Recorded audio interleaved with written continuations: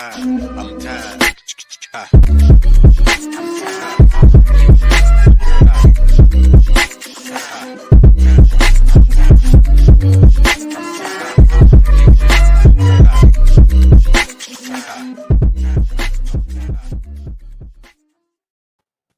Hello, everyone. You're listening to the late morning program with Namarasa podcast, the #1 Hare Krishna podcast in the world. I like to say. I'm not sure even sure if it's true, but I just say it anyways. But I have Mahatma Prabhu here on. Mahatma Prabhu, thank you so much for joining me. I really appreciate it.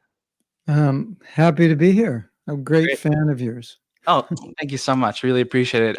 So Mahatma Prabhu, you are very well known in our society. So I'm just going to get straight to the point here of this podcast. So I just want to make a comment that I have not seen the devotee community as divided as I have seen it in 2021 and 2020.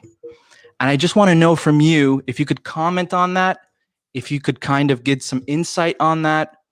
How do we deal with differences of opinion, whether it be political, whether it be a part of, it could be about COVID, could be about masks, could be about vaccines, it could be about anything. But devotees need to talk about why we are so divided. If you could please comment on that. Yeah. Maybe with COVID, we have too much time to think. We're sitting home too much, because sometimes, I've got nothing to think about. So controversy is interesting. So let me I think that's part of it a little bit, it's not something that you generally see when we're at a festival or we're on parikrama, it's Right.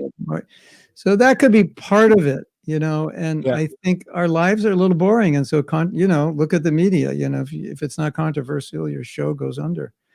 Since, what they said, since Trump has left, like the ratings are going down on the newscast because there's nothing juicy now because he's gone. He was really good for their ratings.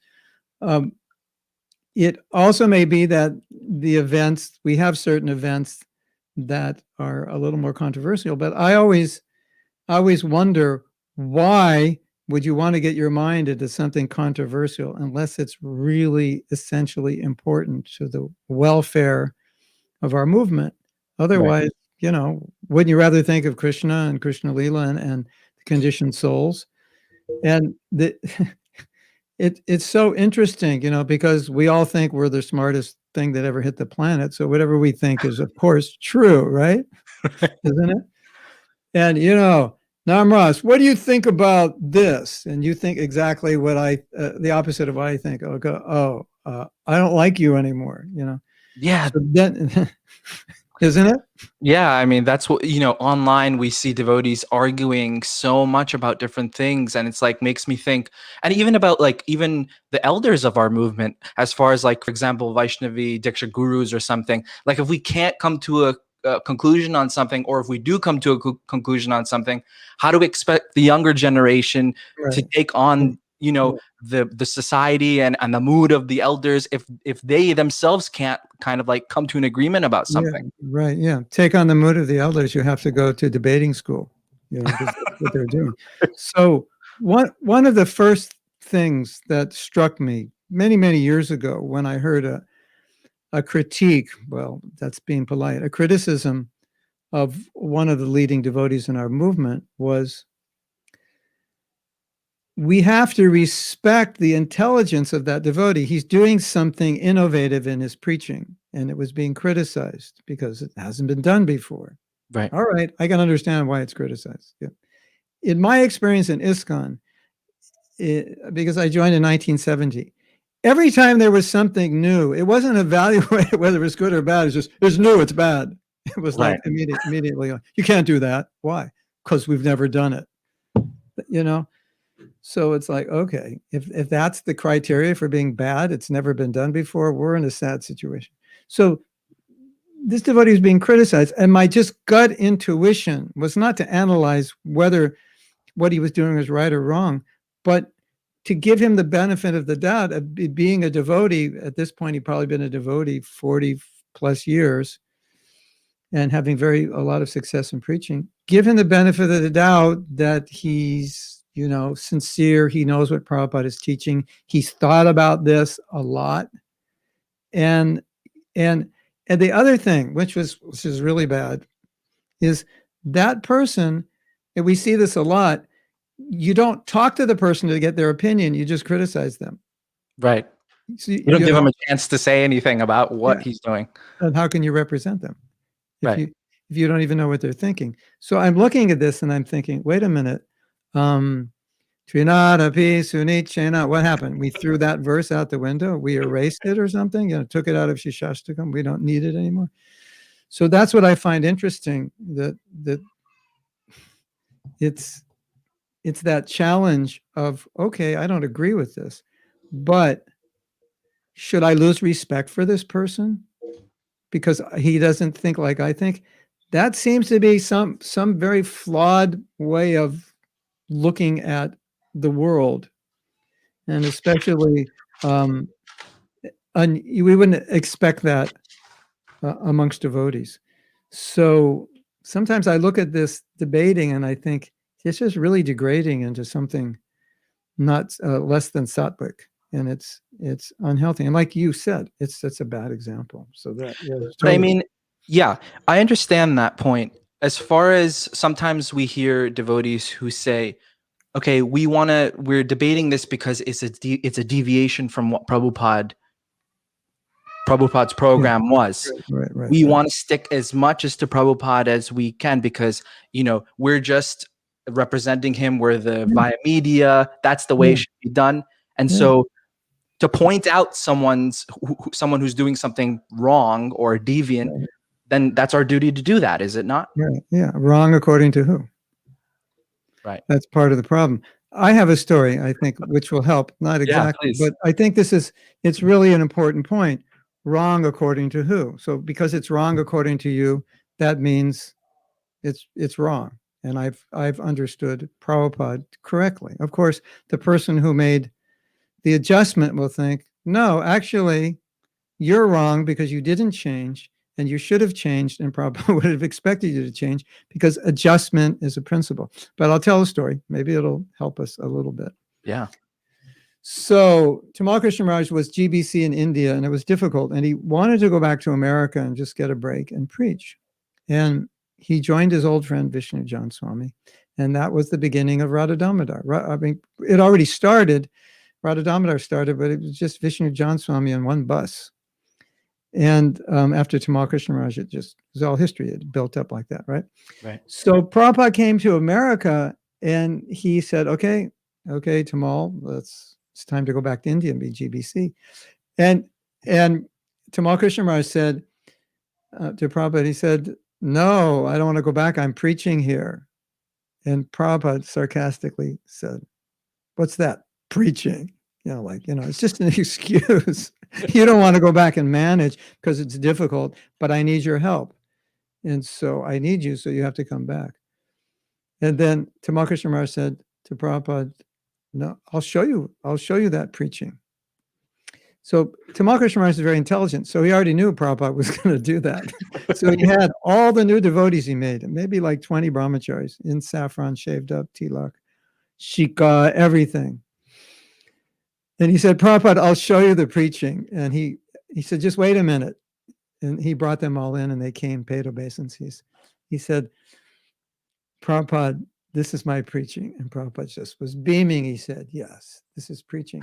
So I think it's a little awkward if you would criticize Tamal Krishna Maharaj, let's say, for disobeying Prabhupada, when what he did was understand what Prabhupada really wanted and made all these devotees. He's deviating from Prabhupada's order. You could say he's deviating, he's arguing with Prabhupada, but he goes deeper and he understands more deeply. So to say this devotee is deviating, maybe he's actually understanding more deeply what Prabhupada wants. And it's also funny. I think I find this really funny. A lot of times, the people who are the most critical are the ones who are not in the field, criticizing the ones in the field that are successful, which it's difficult to understand why they would do that. But from the sidelines, basically yeah, criticizing. when you're in the field, when you're fighting a battle, you make decisions, Yeah. in real time. So when you're on the ground, you make decisions that may seem to someone who hasn't been on the field in 30 years to be deviating, because we never did that when Prabhupada was there. But if it's actually making people Krishna conscious, is it a deviation? If they're following the principles, chanting their rounds and so forth, unless you're committing some sinful activity, how can you really call it a deviation? Hmm. So you're saying, so you said the words that, what Prabhupada wants. Now, because Prabhupada's not here anymore, how do we determine that? Because most devotees will not trust other devotees to say, this is the decision that we're going to make, but and they won't trust them to say, okay, that is what Prabhupada would want. Okay, I think in a sense this gets to the core of the argument, because Prabhupada wants many things and we're all different. And what he wants me to do maybe not is not what he wants you to do, because I'm not capable to do what you can do. And maybe I have capabilities you don't have. So how he inspires us is going to be different. So if he inspires you one way and I say, no, that's not what he wants, don't you think that's a little arrogant of me? Now, if you're doing something deviant, it's something he never asked anyone to do, or it's not having any effect, then okay, maybe we can say that. But again, we go back to Prabhupada was very practical. Let's look at the result. Yeah. Let's see what are you doing. And I think part of the core of this argument is how you're being inspired. Like for example, I was part of a discussion about varnashram. And so there was a varnashram community, and there were some women there who were saying that what's going on in society today with women, feminists, and they're very liberal and they're working and so on and so forth. We don't want to do that, and nobody disagreed with them. It's just that not every woman wants to do that. So even the women that don't want to do that didn't disagree with them. It's just that they didn't want to. They understand that's great. You want to stay home with your kids. Who's going to argue with that? Right. But I have like 3 PhDs, and this is my dream since I was in the womb, to be the head of, the Department of Religion at, Harvard. And I'm on my way to do that. And I have no doubt whatsoever that Prabhupada would ever say, no, don't do that. Just go home and take care of your husband. There's no way he would say that. Right. And so, and to the other girls who are taking care of their husbands and having children and being very good wives and maintaining that culture, you'd say, fantastic, and you can churn butter also if you really get into it and have your own cows. And he would go that direction. So, I find it kind of like very, I don't want to use the word egocentric because it sounds demeaning, but to think that the whole world has to be the way that I relate to my Prabhupada, it's not going to spread Krishna consciousness. And I understand that we all relate differently, and what works for me may not work for you. Let's talk about that a little bit, because we see in the society that things are very rigid, because that's how they were developed and that's how they were instituted, as far as the regulated principles, the way we dress, the way the worship goes on, and etc. So how do we navigate such rigid, Prabhupada being seemingly conservative, but also at the same time showing also a very liberal side of himself? How do we navigate that? Yeah, right. Because you need, here's the point. You need both, because the world, nobody is entirely conservative or liberal. Nothing is left and right, yin yang. You need both to balance themselves. Like I have programs where I preach, and we have principles upon which we preach. And they're both liberal and conservative because they have to work together. So the conservative is those, excuse me, those are initiated, especially the Brahmins. They have to be exemplary, because, Prabhupada said that so many times. Brahmins must be exemplary. We have to have that core of devotees, right, who sets an example. So when people come to our programs, they can see this works. These people are actually doing this. They live this way. But at the same time, not everybody can do that. And if you make people feel guilty or shameful because they can't do that, and you force them to come to a standard which is not their standard, it doesn't work. So you have to be with the people. Our philosophy is be very accepting, be very inspirational, but accepting. Don't force them to come to a platform which they can't maintain. So now you have this balance. And if you have only this, well, my hand's not here. If you have only one side, you don't want just, okay, everybody do whatever they want and have a big party. And you don't want everyone being super, super strict and shunning and being judgmental of those who are not. You need both. And when you have both, it's a perfect balance and it works. And there's this thing called polarity management, which is to manage the polarities so you get a synthesis. And if you actually look at the world and think about your life, like your marriage is a synthesis between male and female, you know. Right. If you were just living with another guy, your house would look different, your life would be different, everything would be different, right?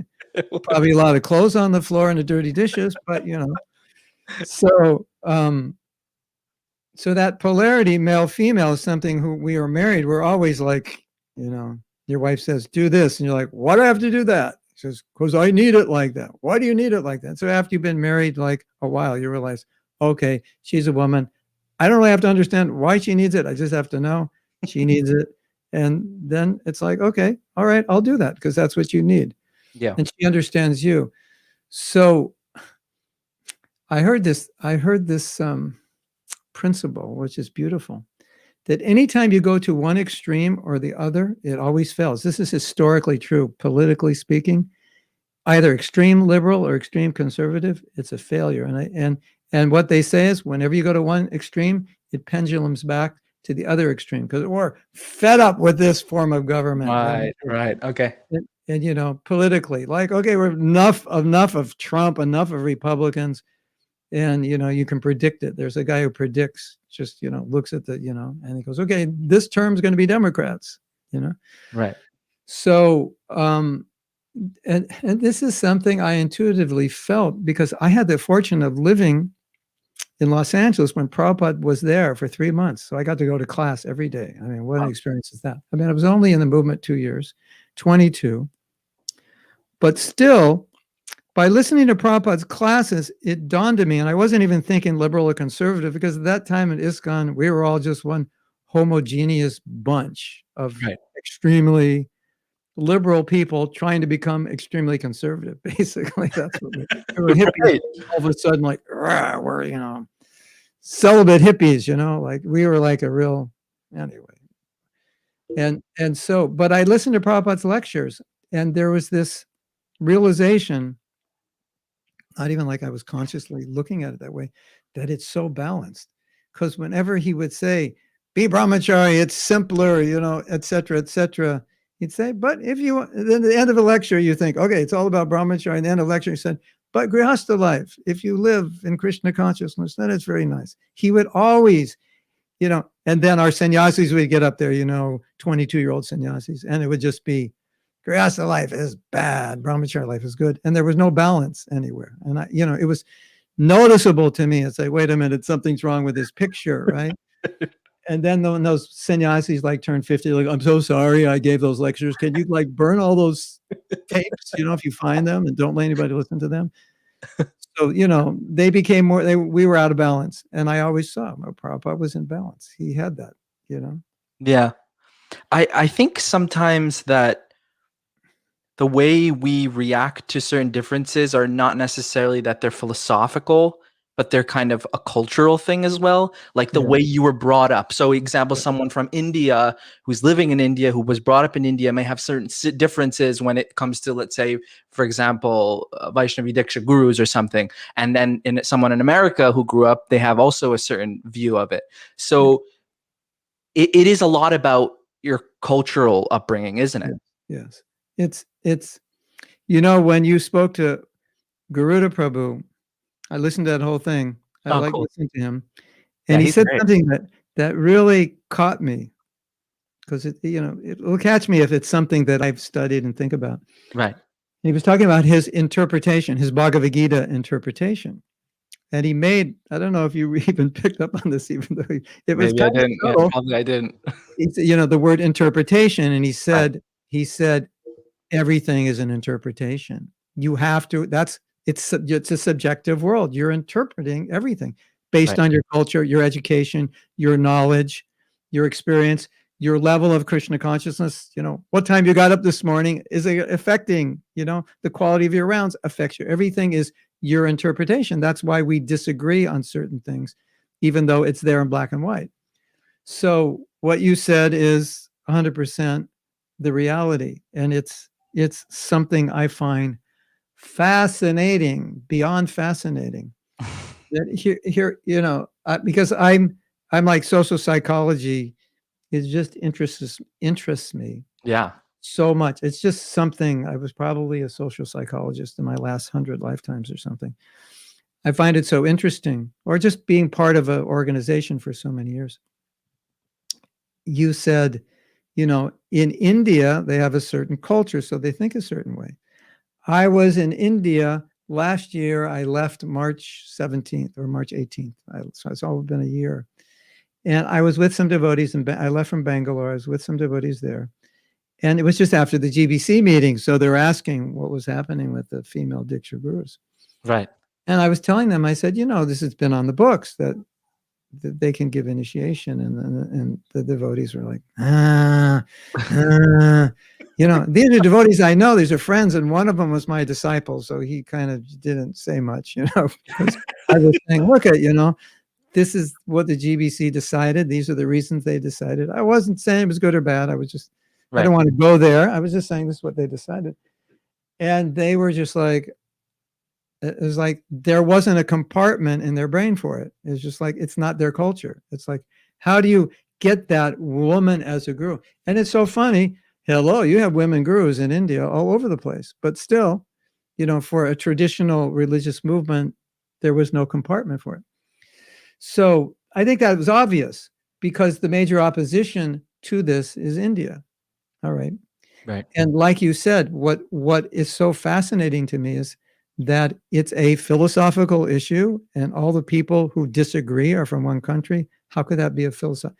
If that's a philosophical issue, that means all the people from that country are either smarter than everybody else or less intelligent than everybody else. But as you rightly said, it's filtered through culture. And so we don't even know we have these filters. And that's why, to us, it's just true. And how could anybody not see it? You ever say that? I can't understand how they can believe that. Right. Right. That's your culture. I still struggle with the fact that devotees can say, we want to stick to Prabhupada's, speaking, I'm guilty of this. I post sometimes on Facebook a quote that Prabhupada said, that he wrote in a purport that's kind of controversial and very conservative. And I like to spur conversation about it. And I get a lot of flack for that. That why did you post that quote? This is something that's very conservative, and this is Prabhu. But what irks me is that why can't we take Prabhupada's words and try and I'm not trying to twist someone's like idea of something. I'm just trying to share what Prabhupada's words are on something, but they think, oh, you're going to disturb the mind of the devotees and things like that. Like, what do you think about that? Is that something I'm not trying to disturb devotees' minds, but it is, maybe I am a little bit, but but do you know what I'm trying to say? Well, I think a good way to do that, and I think everybody is dealing with this, is what did he mean by this? Because this doesn't seem consistent with who he is as a person and consistent within the larger body of his literature. And it's an important question. What did he mean? And 100 devotees could tell you 100 different things, or at least 10 different things. And, as Krishnadas Kaviraj said, the discussion, don't run away from the discussion. We need to have the discussion to strengthen faith. So, there was a video put out by one lady who's no longer a devotee. She was born a devotee. And, looking at those statements at face value. Right, right. And it's unfair, like we said, discuss that with senior people, understand context, understand the ways Prabhupada applied it, and then let us discuss it. I think this is extremely important because for us as Prabhupada disciples, we got to see how he applied things. And if you didn't see that and you just heard Prabhupada speaking or read his books, you might think, oh, I don't know. I don't know if I could surrender to this person. I don't know if I could accept everything he said. But when you saw it in action, you could see, I guess maybe I didn't fully understand it, or it's in a context which is totally not applicable today, which is why he's not applying it that way. You start to understand it better. And so it doesn't like throw you off. Having said that, I can honestly admit that Prabhupada did say things that I heard when I was a young devotee that I couldn't, there was no place in my brain for it. I didn't know how to process it. And so you'll ask me, how did you process it? And I said, I shoved it in a corner of my brain and locked it up and put a black cloth over it because I didn't know how. But that was to prevent myself from being offensive because I just knew that I don't have the capacity to understand that. And I know what Prabhupada said is it's got validity. I just don't understand what it is and I can't process it. And so lately we've been having discussion. I'm on this group called Sabha, and this topic came up. And Bhadranayana Prabhu also I think started this discussion. He said, we have to talk about these things, but we have to be able to explain them within the context of everything Prabhupada said or did so they're understandable. Just like I was telling a devotee today, I was telling my wife, I was saying, a big controversial statement, which just drives her crazy. Women are less intelligent. And I said, well, in China, it's about 90% women. I just gave a class in Russia. I think it was like 108% women. No, it can't be 108%. It was probably 95% women. In South America, 85% women. So I was joking with her and I was saying, Prabhupada says, if you don't surrender to Krishna, you're less intelligent, right? Which therefore means if you do surrender, you're more intelligent. So it seems like 85% of the Chinese women are potentially more intelligent than men, or 85% more intelligent, however you want to. So, it's like you have to understand things. Okay, what did Prabhupada mean? Maybe I misunderstood what he meant by that. Maybe this needs to be discussed. And as you talk about it, and as you hear from senior women, and as you hear from men who are scholars and deeply understand Shastra, you start, oh, he didn't mean it the way we think he meant it. He meant it this way. Like, the less intelligent quote, it's always in the context of protecting women from these awful men who want to exploit them. So, we all have this experience of, anytime a man exploited a woman in our movement, Prabhupada never blamed the woman, he blamed the man. He said, women are innocent, it's your fault. The man who's exploiting them is supposed to protect them. Why? Because women are innocent. So my understanding was women are innocent, therefore they're prone to be exploited by men who say, I love you, when they don't, and they get you pregnant and they go away.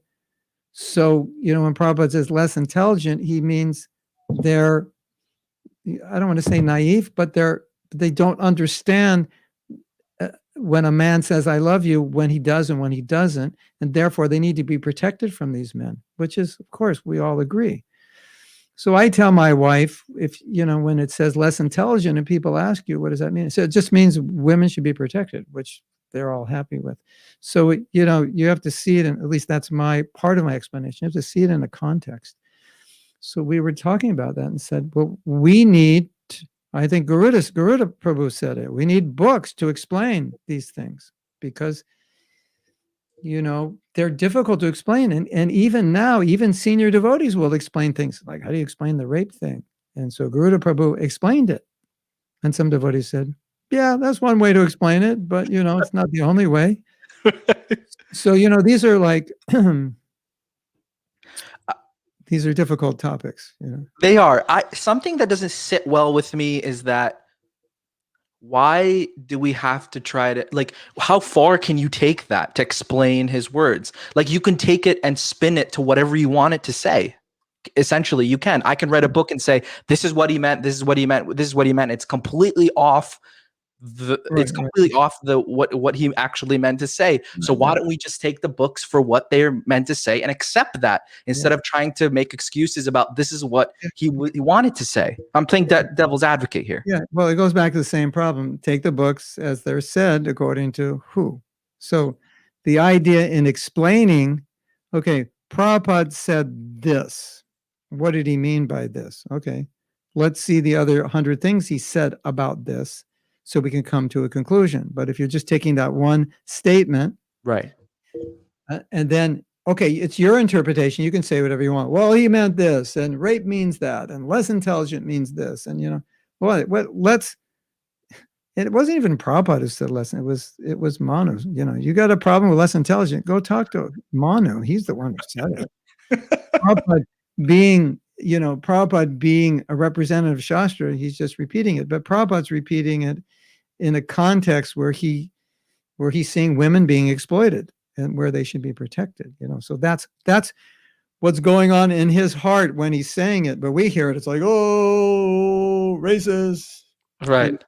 I like, no, a pure devotee can't be racist. So you have to establish some ground rules. Pure devotees are not racist. Okay, you got that? Okay. Once we got that, then we go to the next thing. When he says this, it's not racist. That's not where his heart is, believe me. He sacrificed his life to save these people. So, so when you put everything in, then you see it and you go, okay. The problem is you can't understand that in that one sentence because it's just one sentence in a purport. Women are less intelligent. And it's like, so we recognize it's a problem. And in my prediction, I was going to write a book, 2084, probably never write it. But if I ever do, this one prediction will be in there. When the copyrights are over, there will be republication of Prabhupada's books with chosen purports and sections left out. It's just going to happen. I know that. Really? You think that's going to happen? Definitely, 100%. It's already now people are not using Prabhupada's Gita in their preaching programs because of statements like that, because they're losing people. That's a controversy in and of itself. I'm not saying it's right. I'm just saying I'm 100% sure that's going to happen because people are like, I don't want to give someone a Bhagavad Gita that says this about women because we're going to lose them. So, these are realities that we are preachers. We're dealing with the world. I know many preaching programs that just feel that these people are not ready for Prabhupada's Gita. Now, that sounds like a heretical statement. Right. And these are done by, Prabhupada men and Prabhupada women. It's just their experience. So someone will say, it's his words. They've always been there. It made so many devotees. You're just a sissy. And someone else will say, I've seen too many young women not come back to our programs because of that. And I'm concerned. They would have become devotees if we just could have taken the time to explain that. But since they saw that, it was too late. Because like all our women, when they come, when people come, if you can explain things, then they'll understand. And you can explain Prabhupada's heart and the context and the culture and the transition, where this comes from. I mean, every religion has this problem, this traditional cultures, being implemented, like this plant is being planted in America. Isn't it when I hear that, it makes me think, aren't we putting like a material impediment on bhakti? Like if you're saying that woman never came back, the impediment being she read something in the book that didn't resonate with her. Isn't that just her Sukritis not there yet to accept that?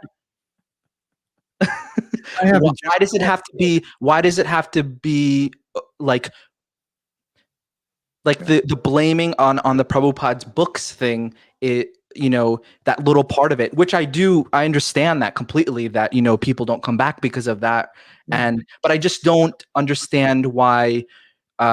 They'll have to run into that eventually if they do again end up joining, and they have to come in.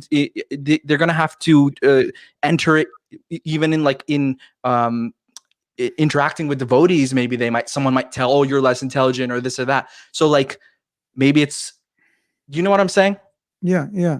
Oh, it's a strong argument for sure. And I would say that it's something, topics like this, I personally feel, are extremely important to discuss.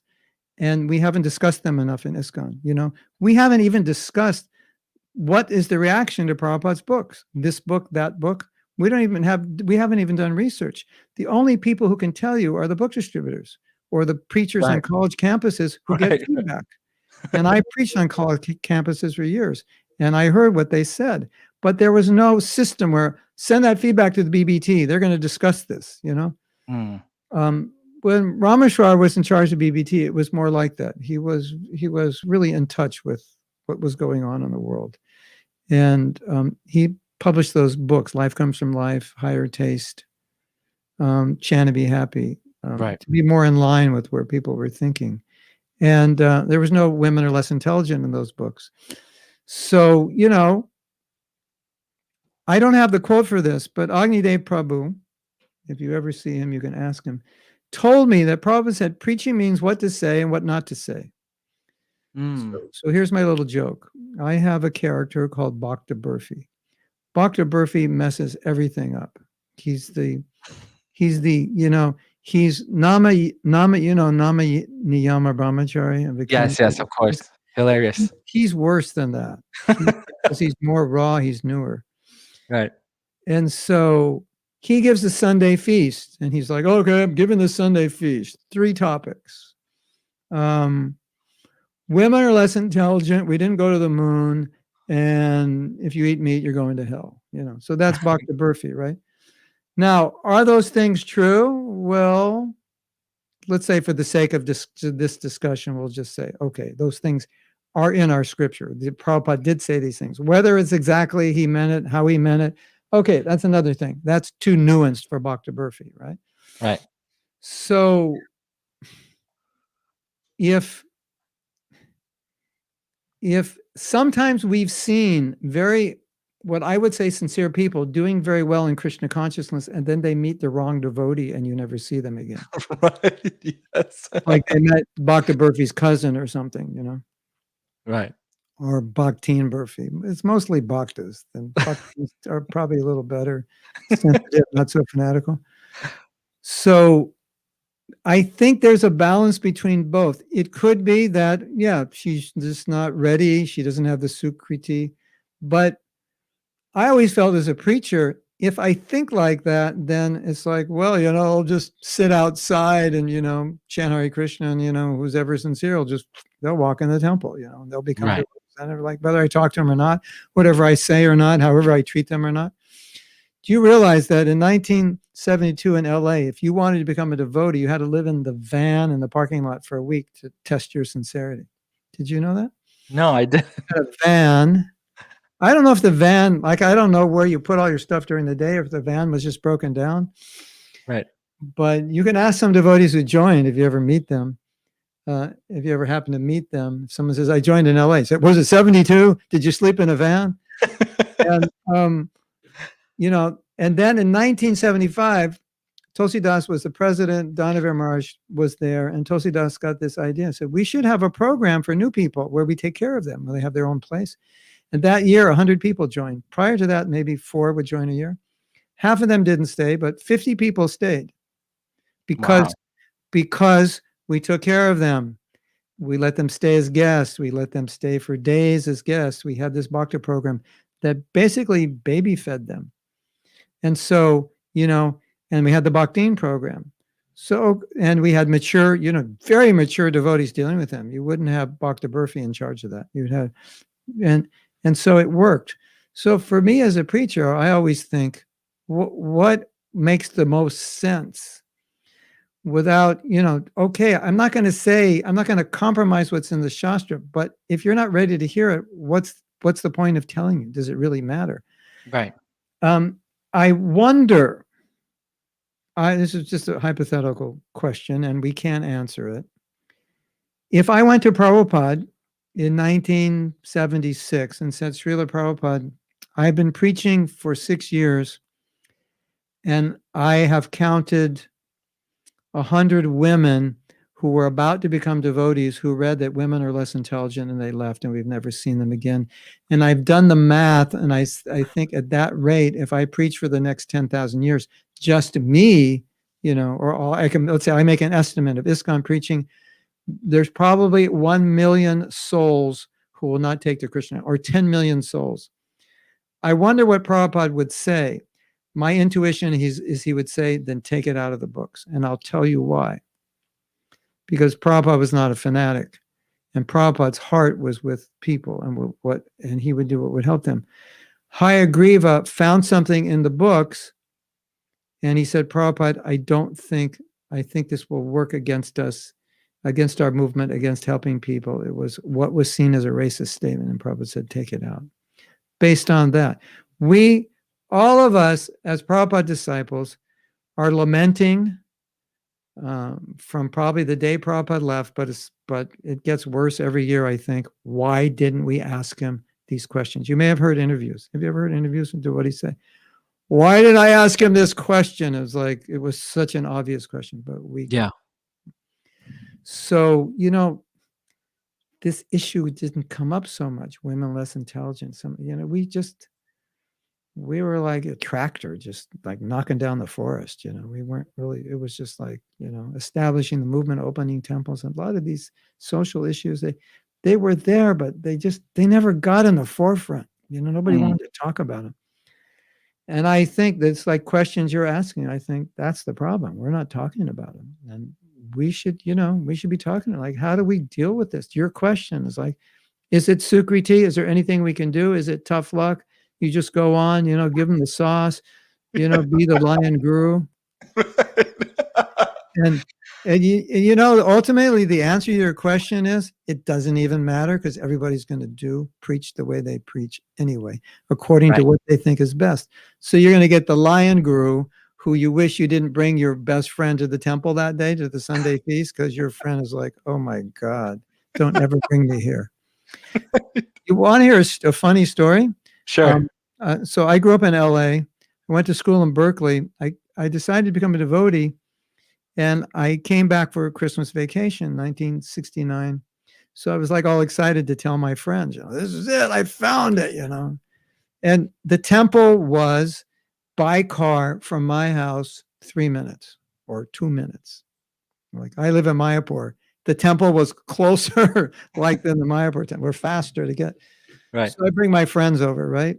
Vishnu John's there leading kirtan. It's the LA temple, 1969. It was, you can't believe it because that was like the world headquarters. Right. So I'm going to the temple the next day and I call my friend and I say, you want to come back to the temple? I'm going. He goes, no way, I'm not going. I go, what happened? He goes, if I go back, I'll never leave. I'll become a devotee. I'm not going back. So, that's what we want, don't we? And Yeah. he find out we didn't go to the moon and women are less intelligent when he's completely intoxicated on burfi and kirtan,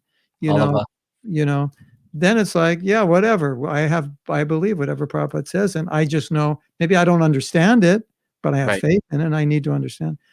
So it's just a reality that preachers are going to preach according, like you said, their culture, their nature. You want to do something really, really interesting? Find Vishnu. There are little snippets of Vishnu John Swami Audio. speaking to non-devotees. There are these little snippets. Yes. And close your eyes and tell me that doesn't sound like the most cutting edge preaching in the yoga communities in 2021. Really? Oh yeah, totally. He was. Yeah. You have a little fun. I have one on my phone. It's like someone just sent it to me.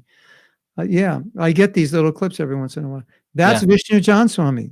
He was like, he knew how to just get right in to people's hearts and soften them up. And then you have Jayananda. Right.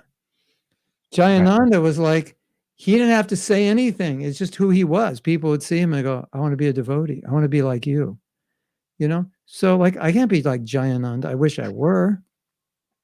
He was the personification of humility.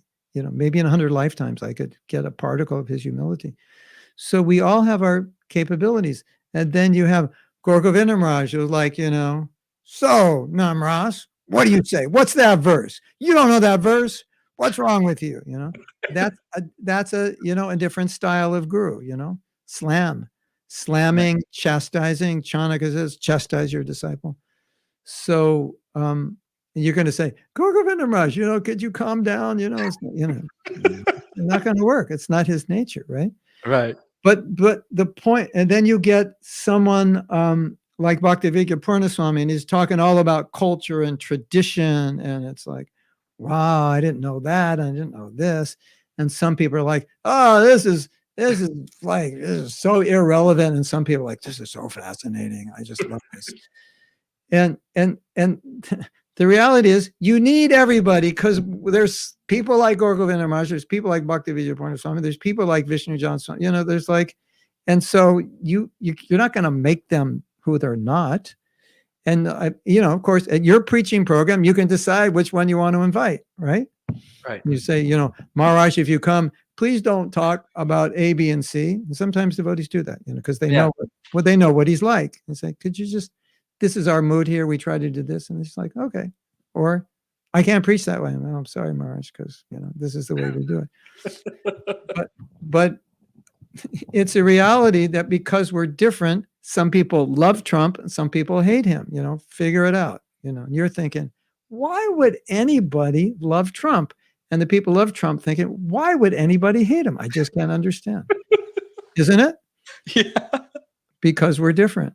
So I don't think we or anybody is going to make anyone different, but we will mature in our preaching and we will come together as seniors, and as you and your generation is going to come together, and you have the advantage of looking at all the mistakes we made and all the problems we created and analyzing them. And I think your generation's going to talk about a lot more than we talked about. I believe we don't talk about enough. Yeah. We talk about more. There's always you touched on many points, but what stood out to me was that we have to meet people to where they can digest something, not give them something that they can't digest. Like I have a little kid and he's, 5 months, and you can't give him grains when he's like 2 months or whatever it is, because he can't digest it. He can't. So you're saying that we have to we have to give people what they can take, and then as time goes on, maybe even like you said, Prabhupada said, preaching means what to say and what not to say. And what to say is like focusing on, the chanting, the prasadam, the bliss that it gives, and less on all these kind of like peripheral things. You know how Prabhupada used to say, you don't have to shave your head. You don't have to wear robes. Just chant Hare Krishna. Right. And then it's like, 3 weeks later, Prabhupada sees the same person coming. So when are you going to shave your head? When are you going to move in? Right? He said that to one of my godbrothers. He had long hair, and he put his hand on his head and said, so when are you going to become a devotee? So time, place, circumstance, individual. Sometimes you need to be heavy with people. Otherwise, they don't go anywhere, right? But the expert preacher knows when to be heavy, when to be soft. What's the whole idea is to encourage people. The guru is supposed to chastise, but most of the time Prabhupada was encouraging and praising. If you actually look at all his letters and his interactions with devotees, I mean, maybe, more chastisement is going to be there with the people around him because he's relying on them. But in general, he's praising. He's not doing what Chanakya said, you must chastise, otherwise you'll spoil your disciple. So, and if somebody did something stupid, he would let them know. But in general, he never said, oh, all you women, you're stupid, and all you guys, you're smart. A lot of times he said, oh, your wife's smarter than you are. You know that story? No. Dayananda. You know Dayananda? Yeah, Dayananda Prabhu. It used to be in New York. Yeah. So he was married to a disciple. She's no longer alive. He was married to a lady named Nandarani. And they were in Tehran, and Prabhupada was with them. And Atreya Rishi was there. He's the GBC. And he said, Dayananda is very intelligent. Prabhupada said, yes, I know, but his wife is more intelligent. And then Atreya Rishi said, but I see how intelligent Dayananda is. He said, yes, but she's more intelligent. So it's like, sometimes you're with Prabhupada and it's like, there's no, it's exactly like this or exactly like that. It's everything's individual, everything is what it is for the situation and what will encourage the people and what's best for them. You know that story? He tells the sannyasi, stay here, don't leave, manage the temple. A second later tells the next sannyasi, go. He actually told Gargamuni, he said Gargamuni was divorced and Gargamuni was doing business. And Prabhupada said, he needs a wife. Tell him he should get married again. Whoa. He actually said that. Right. He told one of his servants was gay and he just couldn't control himself. He said, I need a friend. And Prabhupada said, then go live with him. It's not in his books, remarry. It's not in his books. If you're gay, go live with someone. But in that situation, then the funny story was Shruti Kirti was at Mangal Arti and Prabhupada pulled him out and said, never go to Mangal Arti. Because you're my servant. You have to stay with me. Right. So, it's like...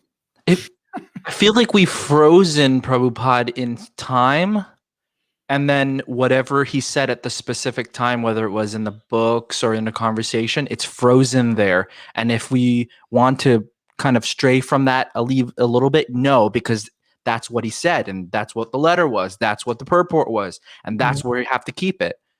So how do we deal with freezing Prabhupada in time? We essentially have to, it has to be explained by someone, by I always feel, for me personally, and I share this with others, you want to understand Prabhupada's heart as deeply as possible, to be able to understand his instruction. What is his mood? And imagine, okay, if he were in this situation, what would he do? And our godbrother, Guru Gauranga, he introduced me to something which is called a thought experiment. This is so beautiful. I was telling him some of the things I was doing. He said, well, let's put this through a thought experiment. You have to go into Prabhupada and tell him, this is what you're doing. And what do you think he's going to say? Or you have to go into Prabhupada and say, this is what I'm preaching from your books, that I think this is what it means. Right. What do you think he's going to say? Like, be open enough and honest enough, right? Are you really understanding what Prabhupada wants, what's in his heart? Because when you come up with, like you're saying, maybe I'm coming up with a conclusion that doesn't seem like what Prabhupada's saying. Right. Maybe it's closer. Look what Bhaktisiddhanta did. He was criticized heavily for deviating from tradition. And then Prabhupada even more from his godbrothers. You're allowing women to move in the temple, and the Brahmins are saying you can't give Brahmins to Westerners. So, and then you look at Prabhupada's purports and he's like, no, this is Shastra. This is truth, This deviation is not deviation. This is the heart of Shastra. Right. So, it requires maturity to understand, is this a principle or is this a detail? That's the key. And also, as we started, what I think the most difficult thing is when someone disagrees with us, can I respect their opinion? Can I honor? I say, well, I don't see it that way, but can I honor you? Can I at least respect you, even though I disagree, and see that that's how you're inspired? And can I consider that? And I say, well, let me think about this. Maybe I'm wrong. Maybe this is just me and my misunderstanding. Let me pray on it. Let me chant on it. Let me discuss it with other God brothers. I do that a lot with God. I say, this is how I think. What do you think? And sometimes they'll say, well, it's a little more like this. I go, oh, thank you. I didn't see it like that, right? And so that's the beauty of unity and diversity, because we're all different. So we have different angles on the same thing. So it broadens our vision. I think that, that the trouble is when you think you are right, absolutely, 100% of the time, and that means those who don't agree with you are wrong. That doesn't smell like humility to me. And it doesn't smell like that is, you might even be right 100% of the time, but if you're actually humble, you would be somewhat open to, to discuss, do you think what I'm saying is right? What do you say? So, but it's right here. It's in the Shastra. It says it. Okay, we understand that. We represent Shastra. Most of the time, we get it right. Maybe sometimes we don't. Maybe someone else understands it more. We have this problem in ISKCON that many of our godbrothers went outside. Many devotees went outside. Right. And they heard from Narayan Maharaj. They heard from Sridhar Maharaj, and then his the disciples. And generally, Gaudiya Math, they're quite learned. I think the tradition just came down from Srila Bhakti, from what I've seen. They're quite scholarly. Siddhanta is really really important. Right. And so if you've ever read anything or heard from those devotees, sometimes they say something that's like, oh, I didn't understand that. It's like, oh, that solves that problem. I always preach this way, but I never understood it because it wasn't explained fully in Prabhupada. So sometimes you have that problem also, where someone goes more deeply into Shastra and they just understand it better, but it's not exactly the way Prabhupada explained it, but it's the way Jiva Goswami explained it. It's explained in this book, which nobody's ever going to read because, you somehow or other heard it from so-and-so, who heard it from so-and-so, who, was the only one who read that commentary, or had the manuscript or something. Okay, we're exaggerating, but sometimes it's like that. And so I find sometimes that's where disagreement comes also.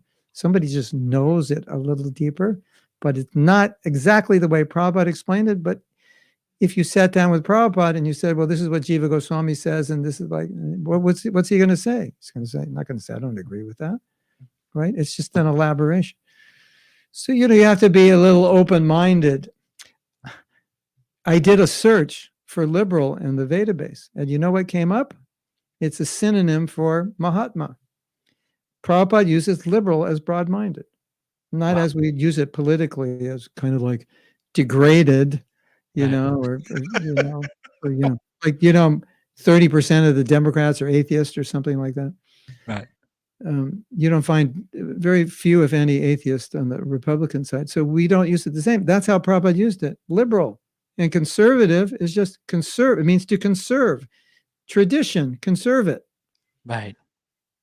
So this discussion is so interesting because Prabhupada was the embodiment of both completely, right? Yeah. Making these vast changes, but keeping things intact. He wouldn't shift 16 rounds, 4 principles, not going to mess with that, right? And other things, we're going to adapt, because if we adapt, more people become Krishna conscious, and it's not going to minimize our purity if we adapt to it. If we do 16, if we stop the 4 and 16 for initiates, that's going to minimize our purity. The ticket back to Godhead is validated with 16 rounds. If you don't want to chant 16, that's fine. Don't get initiated. No problem. That's the liberal side. But once you do, okay, this is the standard. This agreement I made with Krishna, we can't change that now. But you're not ready for it, fine. I'm not going to beat you up. That's fine. No problem. And we're going to change these other things because this is going to help you. And it's not minimizing any principle. It's not keeping you out of Vaikuntha. It's getting you there. So that's the way I've understood it, and I've tried to be like that, open-minded, like Prabhupada, as best I can. I like the point you made about respect for someone who doesn't have the same opinion as you. As Vaishnavas, we always hear the qualities being peaceful, silent, respectful, humble things. But when I look online and I see what the kind of conversations devotees are having, it's the complete opposite of that. And it's like, it's just because they don't have the same opinion as someone else. They have a difference of opinion and they just want to argue about it. And I think that's what you're saying is just so fresh and so a breath of fresh air in the sense of that. Let's go back to what the original qualities that we were taught of a Vaishnava is to be like that, and not to pull someone down because they have a different opinion than you. Yeah. Perfect. It's perfect. So I was mentioning before something that's very common, and I've noticed it in myself, and I very much try to embody as much as I can what you said, because I just feel that that's what Prabhupada wants us to be. And Prabhupada always said, cooperate. So how do you cooperate? You have to be respectful to cooperate. And that was such an important statement for Prabhupada. Cooperate. It was like, that is like, if we don't do that, Prabhupada said, we don't have a movement. So I always thought, okay, he wants us to cooperate. So I have to figure out how to cooperate with people who have different opinions, who do things differently. And then occasionally I would run into this situation where someone would say something. I would like, how can he say that? That's ridiculous. And then it's like, I don't want to see his blank face anymore.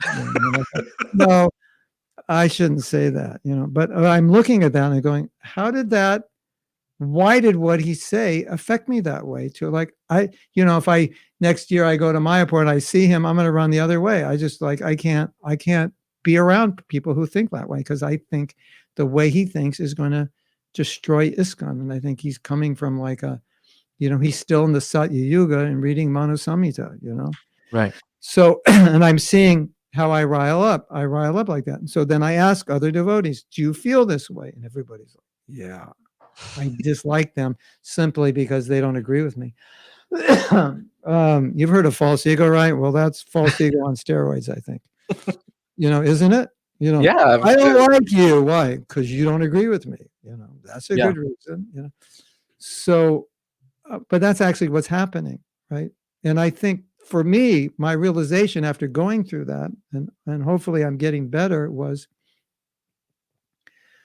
the person I disagree with, I spend a lot of time trying to understand them, because I think that's so important for me as a person to develop that ability to hear, and important for the movement, because maybe I'm not getting the whole picture. Obviously, I'm not getting the whole picture because I tend to one side. How could I get the whole picture?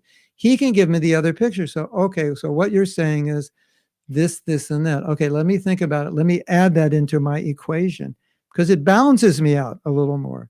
Because I'm like, if I'm like, yeah, every girl should just get a PhD and go for it. And he's like, wait a minute, if you actually look what's happening in the world, where the exploitation is happening in the workforce, and the kids are being neglected and they're ending up. I'm like, oh, I didn't know that. My mother never worked, so I didn't have another experience.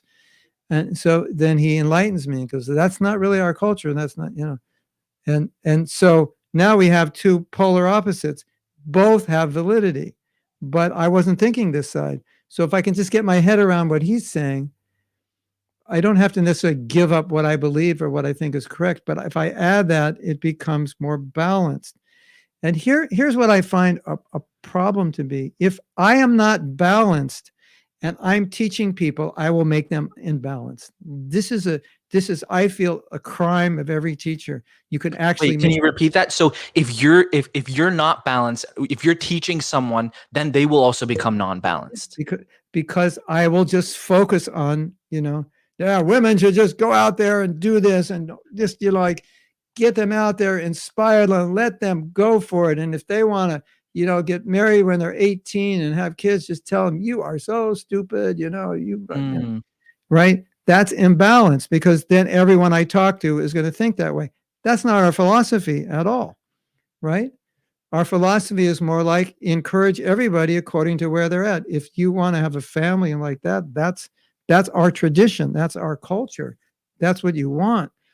That's what we need. We need more mothers at home raising Krishna conscious children. This is fantastic. But if financially you can't do that, or your wife's got, it's not like she just can't stay home and sit. She needs to get out and pursue. Okay, we understand that. We're not going to say there's anything wrong with you for doing that. So if I can present both sides, then everyone feels inspired and encouraged. But if I just present one side because I'm one-sided, then I make the audience one-sided, and the ones that won't go to my side just think I'm a jerk and they hate me because they think I'm such an unbalanced person. I shouldn't be sitting on this chair speaking. Isn't it? I mean, that's my personal opinion. I think it's a huge responsibility for speakers to be balanced. And when they're not, they're doing it injustice. And then they're creating polarities. And all of a sudden, I don't like him. I don't want to hear him because he's always talking about this. And the most successful preachers will be the ones who can talk about tradition and strictness and also talk about accommodation and innovation in one big polar way that it's managed. So it's like, oh, that seems to really work. And then you've resonated with the center, which is where most people are anyway. Right? I really love that point, that you have to, if you want to, you know, as a speaker, you have to be balanced, or else the people who you'll either attract a certain type of people, and then you repel a certain type of people, and then those people repel, they will criticize you for being a certain way, etc. Were you always like this wisdom that you're kind of speaking of? Were you always like that since the beginning, or did that develop somehow? Because it's such a rare thing, isn't it? I mean, like, I don't know. I can't answer that question. I tend to think when I was a brahmachari, I wasn't, but the people who know me and said, they tell me I was a bit like that. When I was 20, just become a devotee, not exactly like that. But I think it was there, and probably because of the climate in ISKCON, it got pushed down because it was so like, just be a brahmachari like that. I think that's unfortunate that we had a culture that kind of tried to mold us into something different than who we were. And it's, we were forced to kind of suppress, or it was suppressed for us in a sense. Yeah. But I've obviously had to think about this in relation to Prabhupada saying cooperate, as I was saying before. It's like, right. He wants me to cooperate. How am I going to cooperate with these people, And I have to learn to respect them and their culture. And of course, I lived in India, so you understand the culture. You understand why people do things. And I've lived in the homes of so many Indians, and it's so much different than in the homes of Westerners. And I've lived in the homes of people in South America, and it's so much different. And I've lived in the homes of people in China, and it's so much different. And it just becomes obvious we're products of our culture. Right. And so you have to respect that. One of the things that I do, and I would suggest all teachers do this, if you're going to give an opinion on something which may not be appreciated by everyone, or it may not be the way everyone would understand Prabhupada, if you feel it's a little narrow or maybe too liberal or whatever, but you believe this is true, say, this is the way I understand it. Not everyone will understand it. This has worked for me. These are the reasons I understand it this way. This is how I apply it. If that doesn't work for you, I understand that. I think that's honest. I think that's fair. And it works for me, and it's helping me in my Krishna consciousness. So, but that's for me. I go on japa walks. I walk really fast. That helps me control my mind. And Satyananda Maharaj will say, "You're nuts. You need to sit down and just." Right. He's like, "Maharaj, I can't sit down." I go, "You're full of passion." I go, "I know I am." And at least when I'm walking and passionate, my mind slows down a little bit. It's like, okay, it works for you. And Maharaj will say, "Okay, hopefully I'll pray for you. Someday you're older, you can sit down because it will get better." But so Maharaj will say, for me, this is what I found. I found that sitting down, being in this consciousness, sitting this way, and so forth, this is what works. And is it absolute? Does it work for everybody? That you'll have to find out. So I think there's some necessity of that sometimes, not all the time, because sometimes we're just preaching Shastra. It's not me, you, anybody. Right. But sometimes it's an application, or it's a nuanced understanding, and say, this is how I understand it. I've heard other people say it differently. They've said this and that. that is not my understanding based on this and that. This is what I offer you. So, the guru is supposed to be absolute and just, not nuance it, but the world is nuanced. This acharya said this acharya said that. Okay, what is it? It's both, right? Yeah. It worries me. It worries me that this mood of knowing Prabhupada's heart and how he operated is going to be something that is potentially going to be extinct with your generation in some ways. Because we didn't meet him. We didn't know what he operated on. All these stories you're telling about, okay, he said this to Rameshwar and he said this to this devotee, and it was, detail and things like that. You go another few generations from now, we're not going to have that at all. So how do we deal with that kind of uncertainty? Read every biography you get your hand on. Read every memory video you get a hand on. Grab every Prabhupada disciple you can. Tie them to a chair and say, "Tell me, Hit recording. what was Prabhupada's mood?" And you're going to obviously hear different things from different devotees because Prabhupada was multifaceted. But the more we understand about Prabhupada, the more we can use that information in application. I think the most important thing, what I would share, is that Prabhupada suffered to see people suffer. Right. And he was kind of, in a sense, I have to qualify this, willing to do anything. Obviously not willing to compromise Krishna consciousness, change the philosophy, but willing to do whatever was allowable to do to help them become Krishna conscious. Like, for example, when the devotees were going to go to Eastern Europe, and they said, "Prabhupada, there's nothing to eat there but meat." And Prabhupada said, "Then eat meat." So he would go to that extent to save people. I mean, the communist world for Prabhupada was like, if you conquer that, this is like the icing on the cake of spreading Krishna consciousness. He was so into that, right? Wow. When we wanted to wear Western dress to distribute books, we never did that.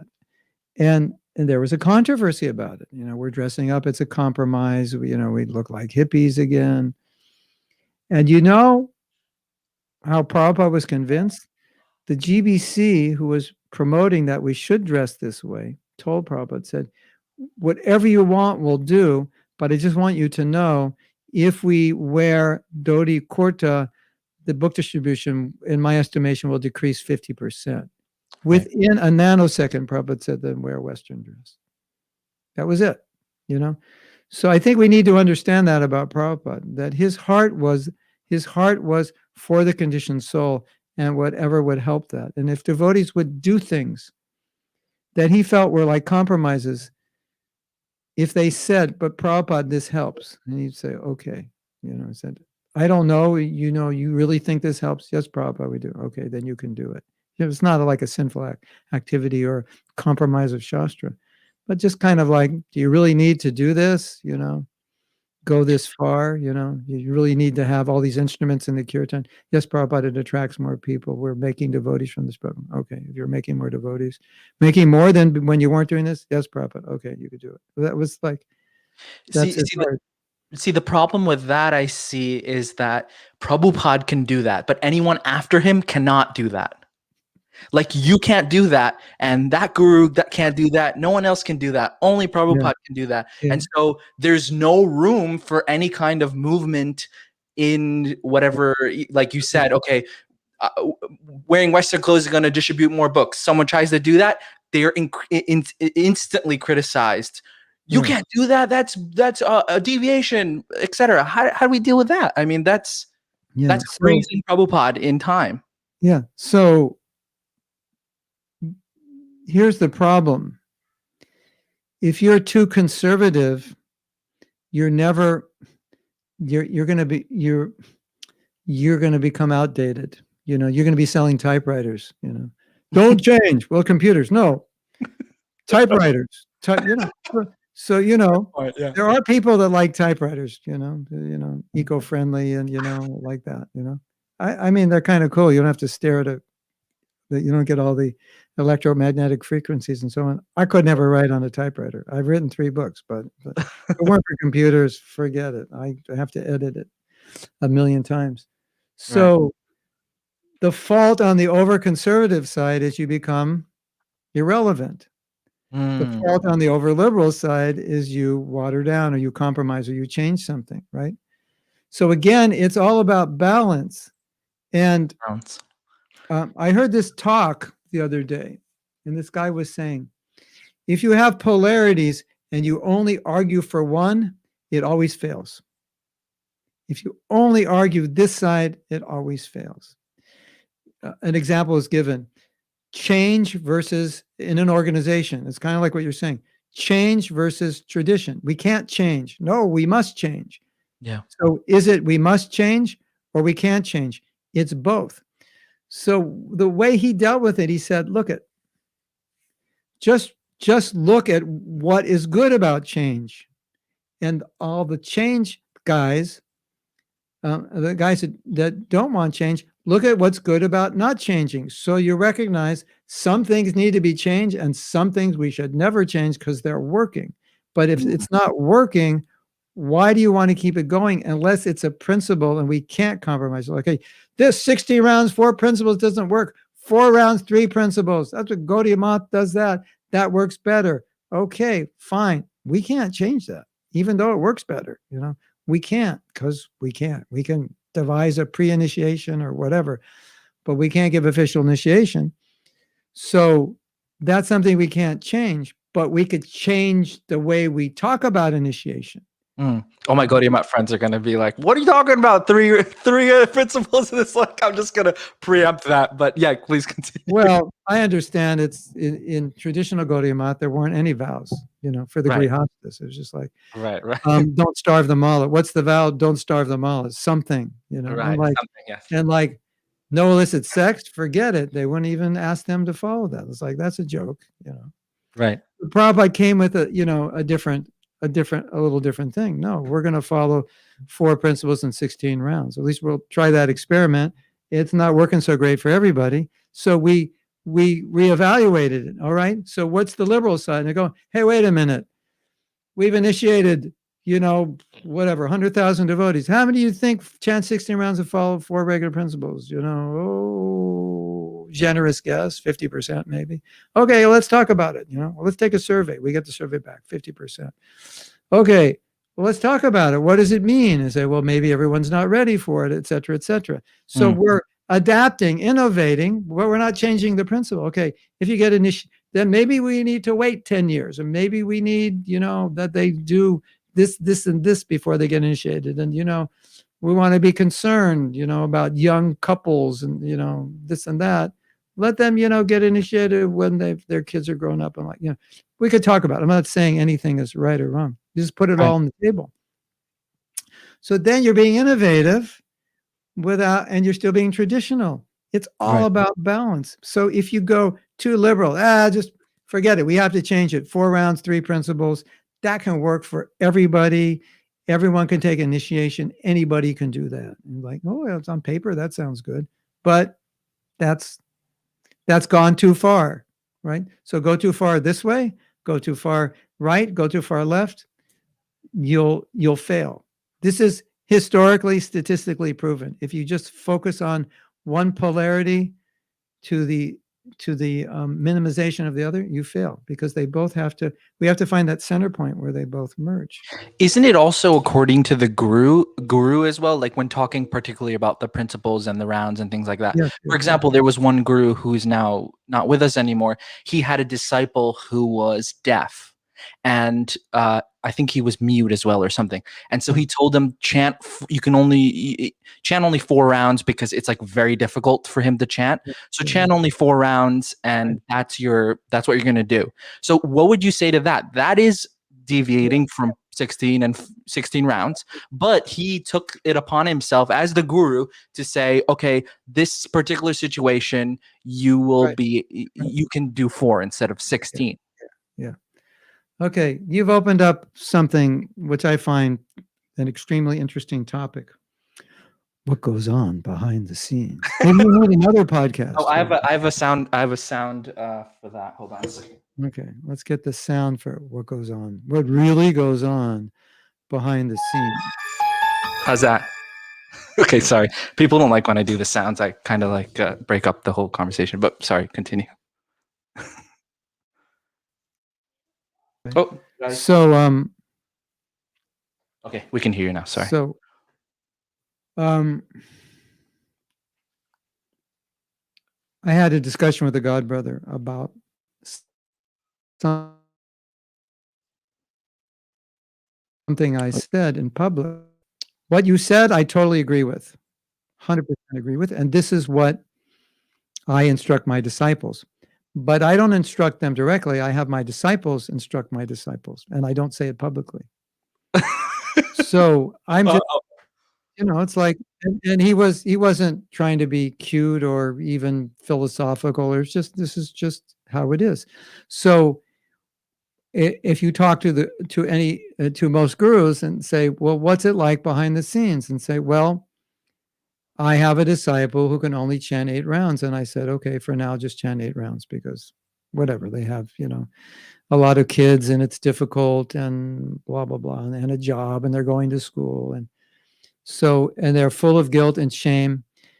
And so the guru says 8 rounds. So I just talked to a person yesterday, and he said that I'm so busy. It was so difficult for me to chant 16 rounds that I was destroying my family. I was so agitated. I was like the terror of the universe because it was so hard to do.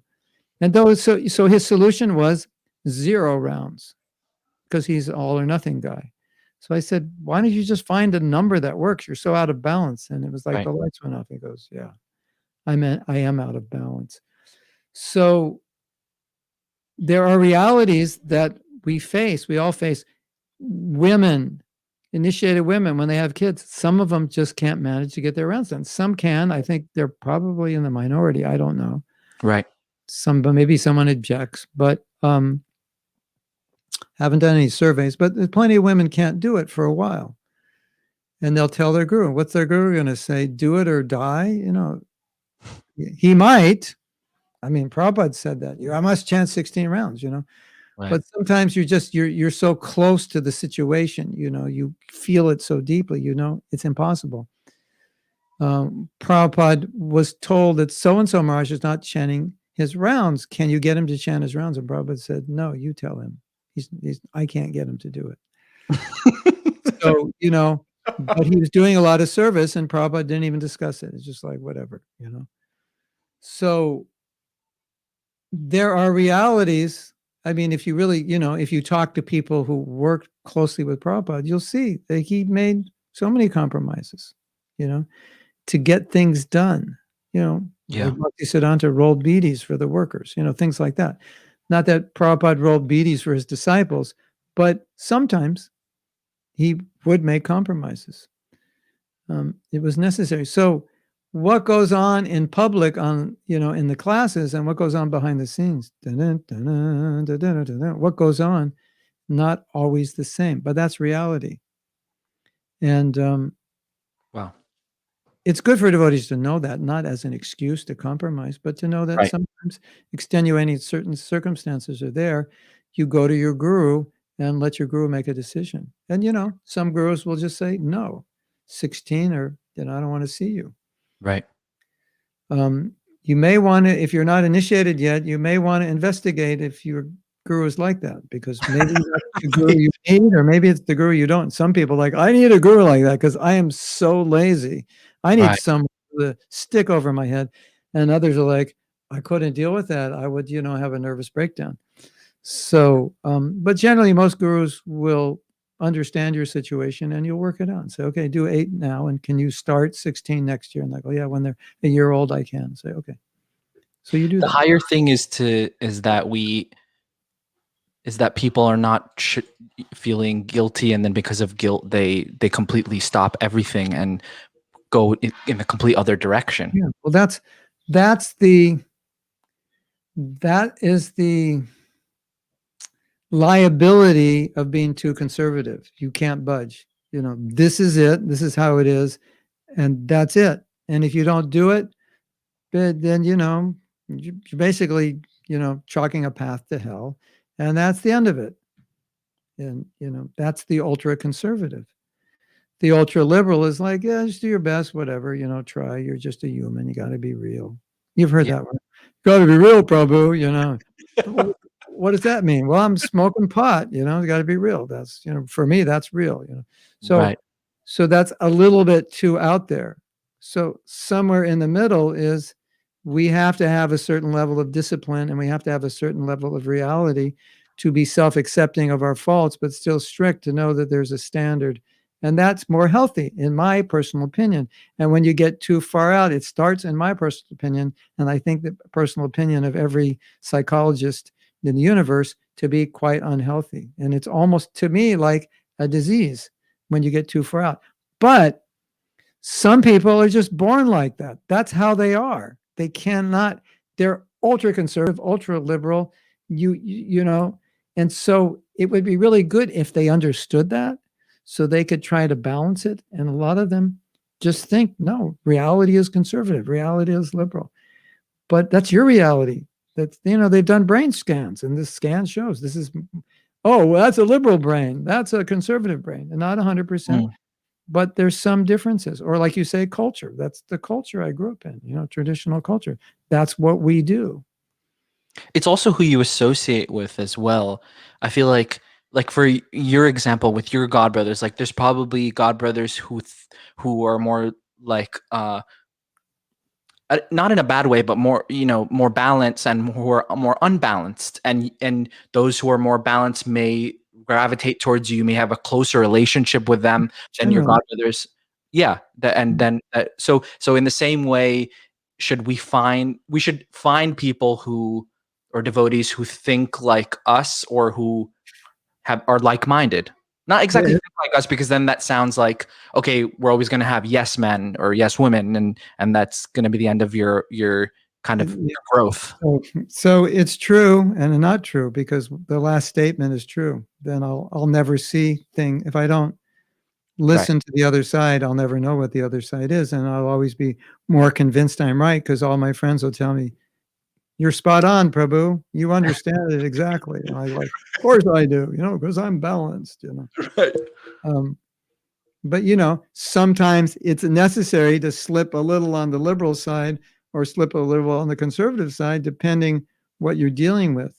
Right. But coming from the position of compassion, I don't want to alienate anybody from Krishna Mm, consciousness. So I want to find a place where they fit.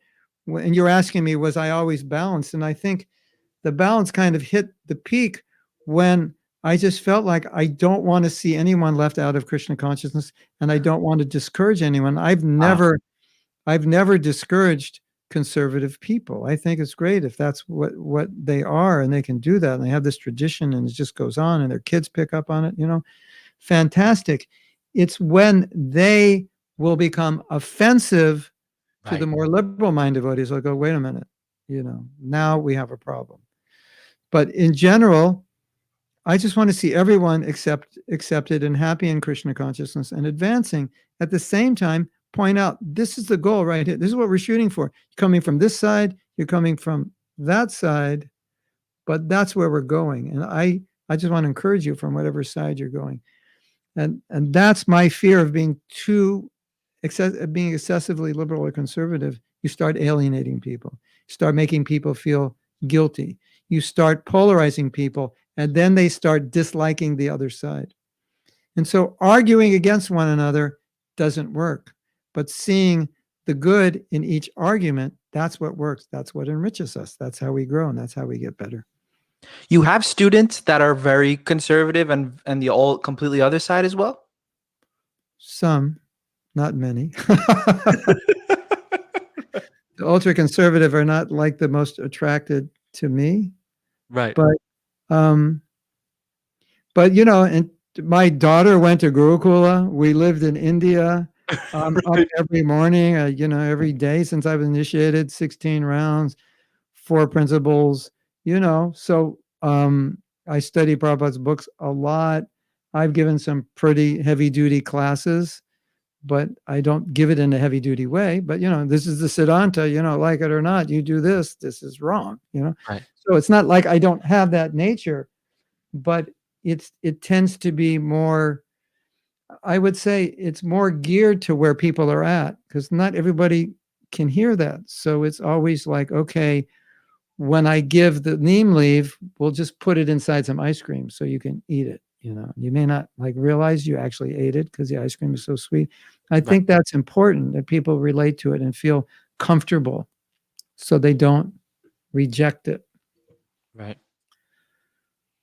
Let's look at the questions. There are bazillions of comments. Let's Okay. look at some of them. Okay, forgive me here because it's hard to see where, because there's some really big chunks of comments. So I don't know exactly if it's a question, but I'm gonna post it up here on the screen. Okay. Uh, when I see a question mark, I'm just gonna post. I'm just gonna. If you have questions, by the way, whoever's listening, please post it in the comments. I'm just going through the list right now. Okay, here's something from Jai Jagannath because he always has something cool to say. Preaching aside, seasoned devotees are always at each other's neck because of differences of views, almost always on material issues and not on core theological topics. Respect for these differences seem harder and harder for even seasoned devotees. Why? Because we want to be God. There is no other reason. That's my next hit song, Jai Jagannath. Prabhupada was actually said that. So the reason you can't get along is that everyone wants to be supreme. I was mentioning Jayananda Prabhu. Right. And some of us think like Jayananda was so fortunate because he left this world before Prabhupada, so he didn't have to see all this Right. that we're talking about. Yeah. And I could not imagine Jayananda getting into arguments about mask, no mask, vaccines, no vaccines, Right. women, no women. I just couldn't imagine. It's not so, because he was such a sadhu and he was so humble. He would never promote himself like I'm right. He Right. would always say something. He would say, "What do you think?" That's what he did. He was the senior most devotee in the temple, and he would sit in class and ask questions to new devotees and say, "What do you think?" And we'd be like looking at it. I was like, "Did he actually say that?" He did. He did, and he meant it. He also meant it sincerely. So I think these are Jai Jagannath. I would say we need to see these things as like real issues that we're all dealing with. If we start disliking devotees because they get vaccines, or we think, oh, you're so stupid, you're not going to get a vaccine, you could die from COVID, and you think, Right. the vaccine's going to kill you. Do the math, do the statistics. What are you talking about? Et cetera, et cetera. No, but you got to listen to this video because there's all this stuff in the vaccine, and then you finally find out what the vaccine is, and there's two things in it. Like all this stuff, there's only two things in it. So at least in some of them. So I personally, I can just tell you how personally I deal with it. I say this is really Maya testing us now with this challenge that Prabhupada put before us of show your love by cooperating. So what does cooperating mean? It means I love you even if you get vaccinated, or I love you even if you don't get vaccinated. And Yeah. I love you even if you vote for Vaishnavi Diksha Gurus, and I love you if you don't. I love you even if you vote for Trump. Yeah, and there's a lot of devotees who like Trump, and I don't, because he lied so much. Aside from whatever good he may have done, I don't want to deny he didn't do anything good, but it was difficult for me to see a leader lying. Right. You know what my theory is for COVID? What's that? Lying causes epidemics. Did you know that? No, I didn't. Yeah, lying contaminates the ether. It gets into everything, and it causes epidemics. So my theory is Trump lied so much he actually is the cause of COVID. Of course, I can't prove that, but it's a theory. If you like conspiracy theories, that's as good as any. Right. But I knew that lying contaminates the atmosphere. I Right. read that like 30 years ago. And when Trump was lying left and right, like they calculate like 70 a day or something, 70 a second, whatever. I was like, this is polluting the environment, So COVID came. It's no, not created in China. He created. He was anyway.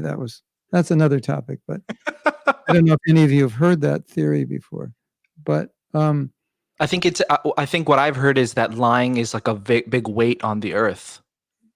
Like I've read that. That's there also in the Bhagavatam. Yeah. Right. It weighs the earth can take any kind of weight, but the liar it cannot. Yeah. So for me, I couldn't relate to Trump, although he was against abortion and and promoting things that in some way helps our movement. But I try not to get too involved one way or the other. Right.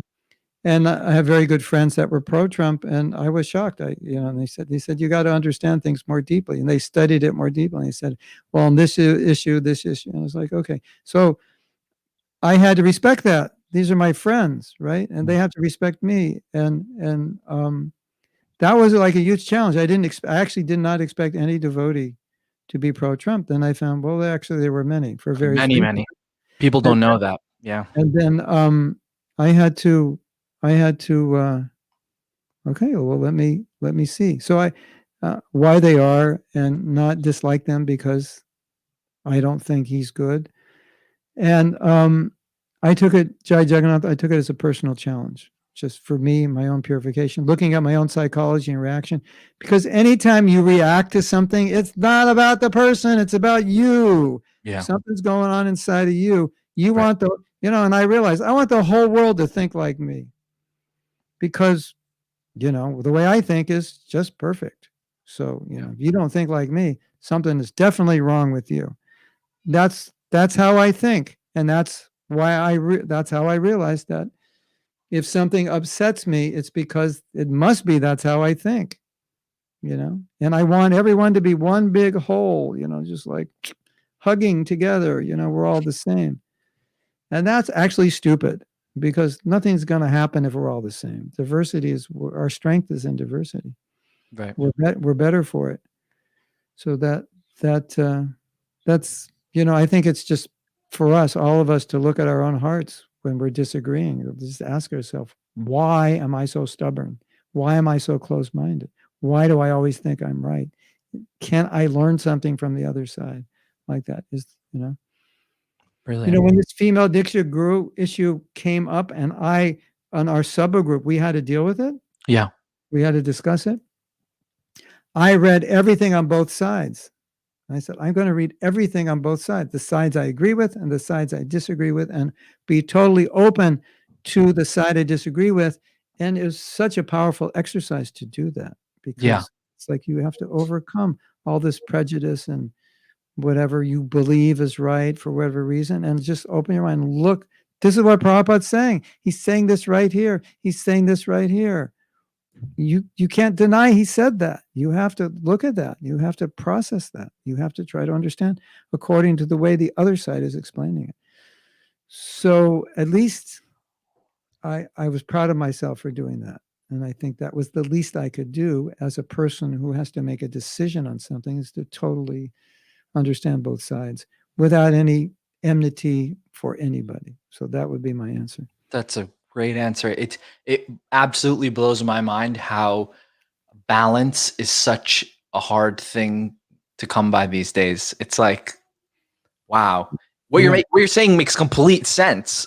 But when it's like in real life, it's like not. It's the balance is not there, and I think that's something I need to work on for sure. And all devotees, I think, need to work on. And I think it comes with. Let me ask you a question. Sure. Do you think that devotee couple, you ever seen the devotee couples who are like 70 and been married since they're like 20, 25? Like Rabindra Sarup, Prabhu, Bori John. Right. Sodamini, Rabindra Sarup, and Jagatarini. Who else is there that's been married that long? Maybe Apurva Prabhu? Purva Prabhu. Yeah, like those people, right? Yeah. Is your impression of those people that they're like extreme conservative, extreme liberal, like, really fanatical? Or your conception of them as they tend to be like more balanced, grounded people? more balanced, I would say. They couldn't last that long if they weren't. They would have right. Right. So they've been able to manage. It's not like they necessarily are, the couples were made in heaven, but they've managed that because they've managed to adjust to the other person in a way that they're both somewhat balanced. So Right. whenever I'm with couples that have been balanced that long, been married that long, the first thing I think is these are grounded people. These are balanced. These are the kind of people I like being around because they understand things in a very, I don't want to use a balance, keep saying balance. They understand things in a very non-judgmental way. Right. They can like they can say this is how it is and I wish it wasn't this way, but it is. That's what they don't. It doesn't have to be the way they want it. They can just acknowledge, well, Prabhupada said this, I wish he didn't. Sometimes the godbrothers say, Prabhupada said, I wish he didn't say it, but he did, and I can't deny it, and I can't say he didn't say it, and I have to represent it. Right. That's balance, isn't it? Yeah. Gosh. There's so many topics that could open up from this, but Yeah, this is a big topic. yeah, let's look at another question. What is the criteria for a preacher becoming qualified to know what to say and what not to say? How does a preacher develop that type of discrimination? Yeah. When to be heavy and when to be gentle? We have to know the audience. We have to be sensitive to the audience. And a lot of times, I mean, this is a little difficult for me to advise you how, because I'm naturally sensitive to the audience. And a lot Right. of times they'll say, what are you going to talk about? And I say, I don't know. I have to see the people. And when I see them, that's Right. just me. I have that nature when I see them. I just can kind of feel people. So if you can develop that sensitivity, like you're that person, you're in their body, this is the first day at the temple. Remember your first day at the temple, like be sensitive. What would help you? What do you think they need? That would be very helpful. Be in tune with what is the way people think nowadays.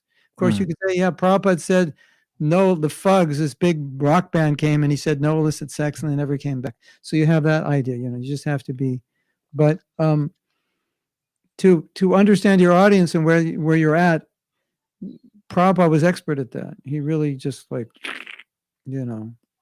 Like talking to people's parents and talking to relatives of someone, you wouldn't just like, hogs, dogs, camels, and asses. You would say, yeah, exactly. your children are so wonderful, and like speaking to them as onto their position. Prabhupada said, "You're wonderful because you produce wonderful children." Right. Prabhupada loved people and he wanted to see them become Krishna conscious.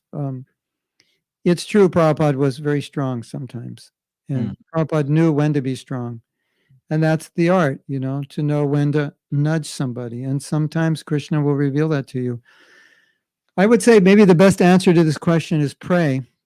That before you give class, just pray, Krishna, please reveal to me what to say, Right. and how to say it, and who to say it to, and let me be an instrument, and let me help people as best I can, and put those words in my mouth, and give me the right mood. Sometimes I'm usually not heavy, but sometimes I've been heavy. It's just like Krishna's telling me, this guy is like, he's going to go on forever. Someone needs to put him in his place.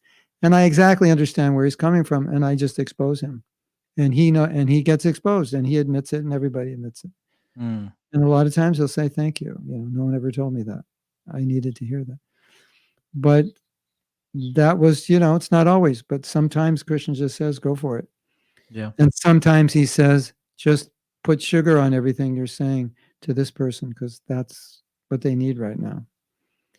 So I would just say prayer is but the need to understand people and coupled with the prayer to understand is a good combination.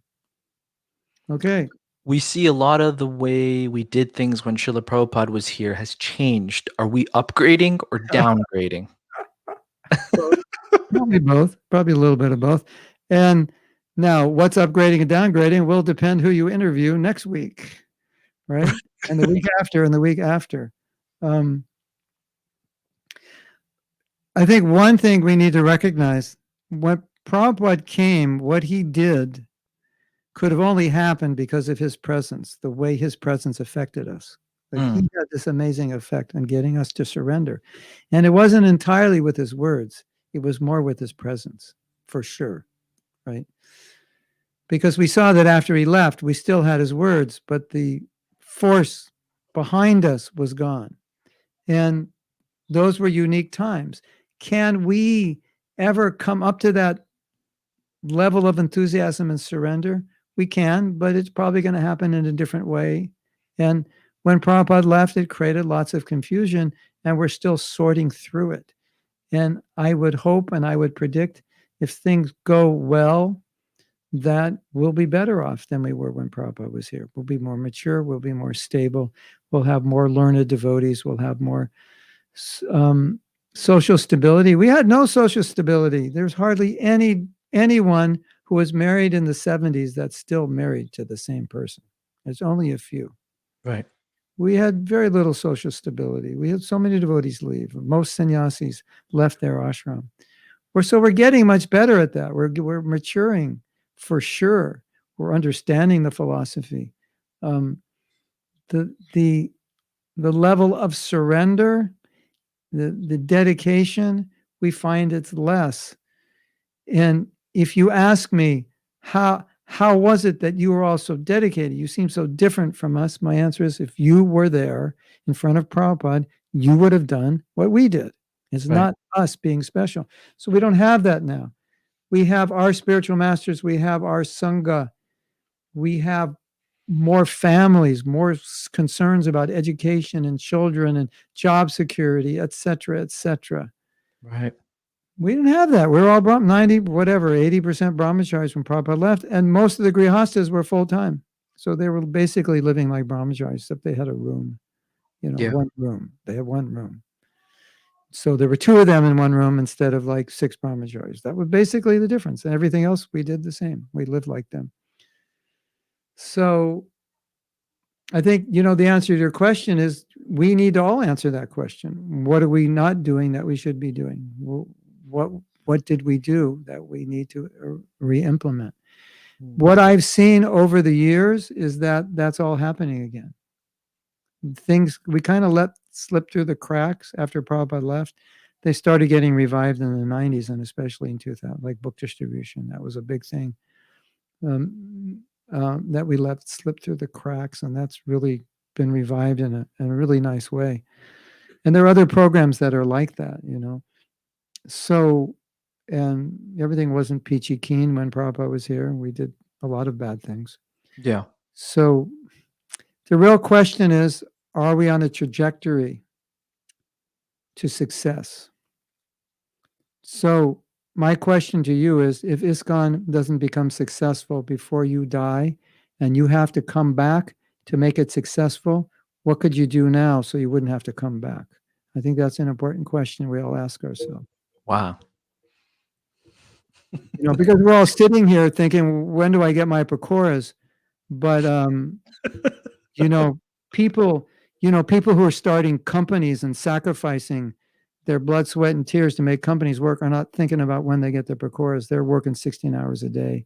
Yeah. They're really, and so, if we're thinking about, well, I got my pakoras, everything's good, that's what's missing.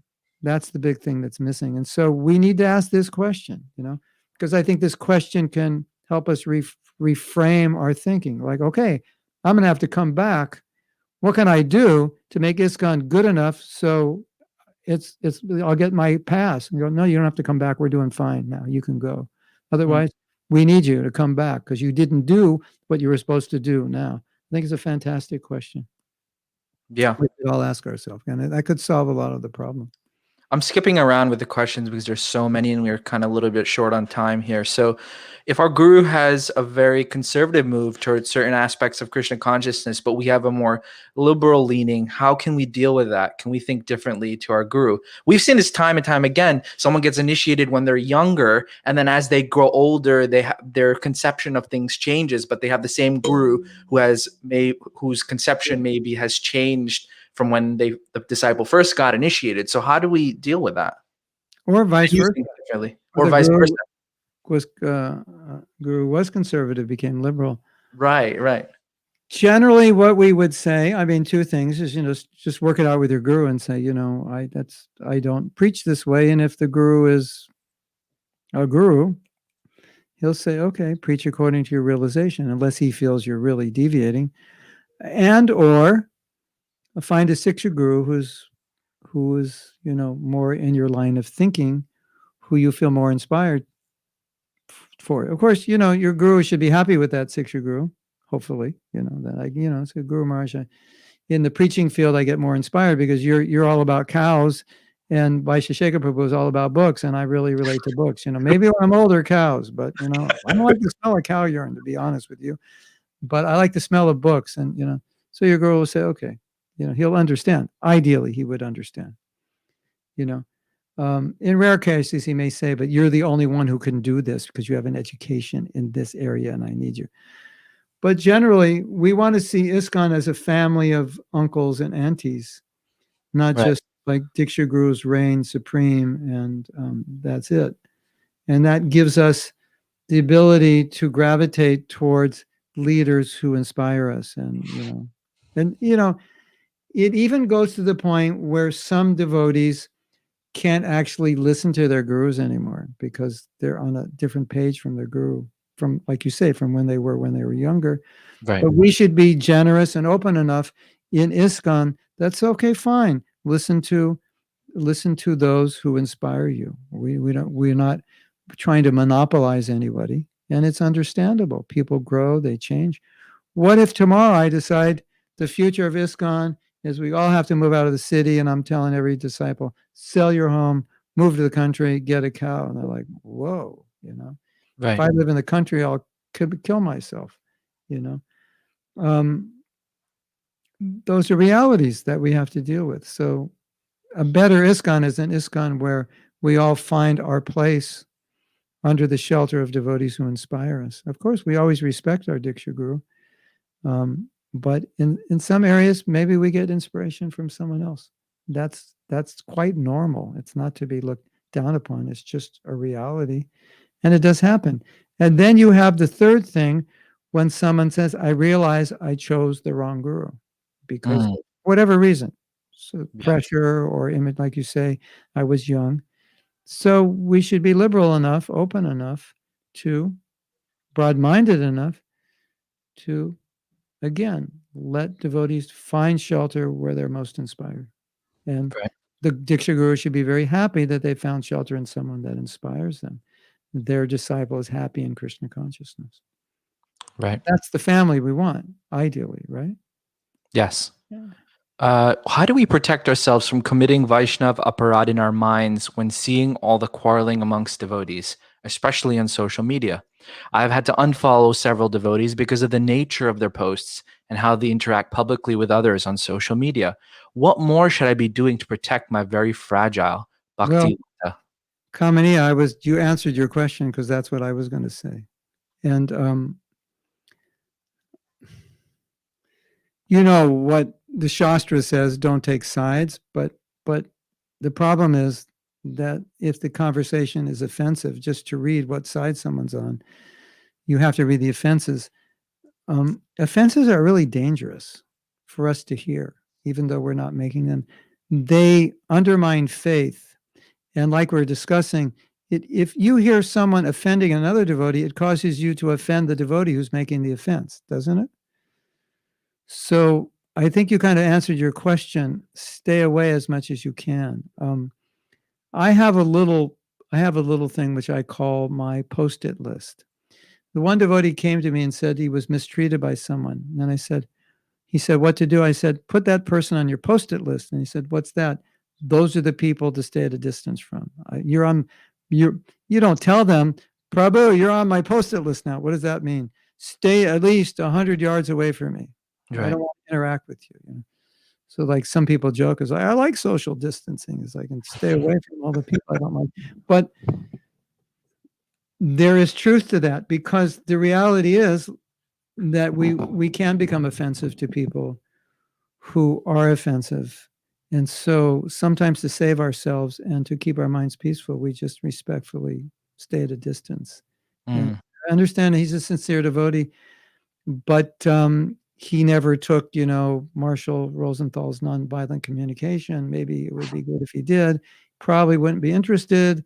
So that's just where he's at in this life, and that's where he may leave in this life. But it doesn't resonate with me, and it's not helpful for me, and it's better I just stay away or take my phone, put it in a fire, and just say, that's it, I'm moving to the farm. And social media is finished. Right. If there's ever some big explosion in outer space and social media is finished, I would be the first one to have to be very happy. Although we use it, it's like, it's a double-edged sword. And I think more offenses have been made because of it than ever would have been made without it. It's so easy to offend people when you don't talk to them. And when you finally see that person, you realize I never would have said that to that person's face. It's just, it was unkind. It was improper. Right. But you're safeguarded, and advice to those of you who tend to be a little emotional and offensive, write it out, but don't send it. I do that so much. Hours. And you know what I found when I've done that is when I edited it, I was usually editing out all the adjectives. Right. Then the words, or just modifying ridiculous to, yeah, I don't think it's a good idea. And, disturbance to something like that's problematic, So, because when you get emotional, then it's not right. And the other thing that I reflect on is, okay, I'm a devotee, I'm supposed to speak sweetly, even though I speak truthfully. That's a principle. Sugar-coated. Sugar-coating is not a compromise. It's actually a principle. And if you want someone to listen to you, you better know how to speak. He said, no, but I said the truth. And Prabhupada answered that in a letter. He said, that's useless that you said the truth if they didn't listen. What's the point of that? Right. Well, I gave the shot. It just didn't get it in their arm, or I gave the shot, but it all squirted out. But I gave the shot. What's the point? So Prabhupada said, you have to learn the art of both. And I think that's important for people when they're emotional and they're, voicing their opinion, that, try to, say it in a way that can be appreciated. Because what's the point if you say it and no one appreciates it? Okay. Brilliant point. Thank you. How can we encourage people in our circle of influence to be more balanced and see in grays instead of black and white? That's a great question. Shyamala Kishore, I have some bad news for you. You're standing up, sit down. You might want to get some paper tissues, because it's going to make you cry. This is what I read. 1/6 of the population has a brain that only can see black or white. They can't see gray. It's not possible. And if you start thinking about the people you might go, oh, that's why they're like that. I never understood why they were so. And I always try to explain, but we need to understand this and that. And they're always like, no, it's this. Why? Because the brain can't function. So that's, like a lot of people out there. 1/6, that's a lot of people. At least if those people could understand that that's how they see the world, that there is a part that they don't see, that their brain just is unable to see, it would help them. And so if you have a tendency to be, your thinking is not nuanced, no matter what anybody says, you don't budge, you just have one way of thinking, you're probably like that. The other interesting thing is that what you believe today, you could believe the opposite 10 years from now. So that's also good to know. And then the last thing I would say is what we said before. The goal is to cooperate. So let's interact in a way in which we can cooperate. And so if it means that I have to bend a little way this way or that way, or be a little more understanding or compromising, but it's going to produce the goal of a better relationship and a better ISKCON, why would I want to hold on to my position at the cost of destroying relationships, destroying unity, destroying cooperation? When Prabhupada said those things are so important, it doesn't make sense. Now the people say, no, it's Siddhanta, it's truth. But Prabhupada said, cooperation. That we can say that for Prabhupada, that was a higher truth than dividing over Siddhanta, Right. creating a faction over Siddhanta. Isn't the higher Siddhanta to stay together and work it out Yeah. and come together and see, female Diksha Guru, not how can we work out the best of both worlds and work this through so we can all be satisfied? Isn't that better? That's, to me, Cooperation. in my world, that's just plain white. That's plain vanilla emotional maturity. That's all it is. Right. That's Right. the way I see it. You may think I'm wrong, but I just see it. That's mature adult interaction of two people coming together maturely, which is what you have to do to have a good marriage, Right. isn't it? You Yeah. have to be able to compromise. You have to be able to understand the needs of another person. And that's the same thing we have to do. Try to understand their point of view. What are the needs behind it? Like, what's the needs behind the people who want female Diksha gurus? What's the needs behind the people who don't? The more you understand. So I would say, tell those people, amongst other things I said, try to understand the needs of the other people. Great. One Whether, last question. yes. How to cooperate with devotees when they're the most sensitive people to any kind of feedback and get offended a lot easier than regular people? Tricky one. Somehow we have to. I just gave a talk today about creating culture.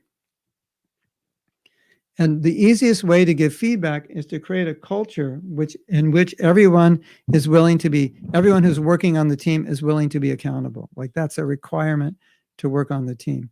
If Ananda, if you're talking about working within a team, this is easy. If you're talking about individuals, that's going to be more difficult. So let's start with the team. We're a good team. Ananda and I and Namarasa are forming a team. We're going to do A, B, and C. And we say, okay, so how's this team going to work? And say, well, we have some principles. And one thing is we want to be accountable to one another. So whatever we say we're going to do, we're going to do. And when we discuss, we're going to be empathic, and we're not going to criticize behind back. If we have an issue, we're going to go, like I said, do you agree? We agree. We agree. Once we agree, then now we've agreed for feedback. Now you agree. So it's like when I say, hey, Ananda, you came late to a meeting and we agreed that we'd be on time. That's like, you have to stop doing that. It's not right. And because you've agreed, you just say thank you. Yeah, I apologize for that, because that's part of our agreement. So that's how you get around it on an official level. On an individual level, don't give feedback while the problem is happening. Wait. Oh, yeah, that's a big one. Yeah, that really makes it easier. Yeah.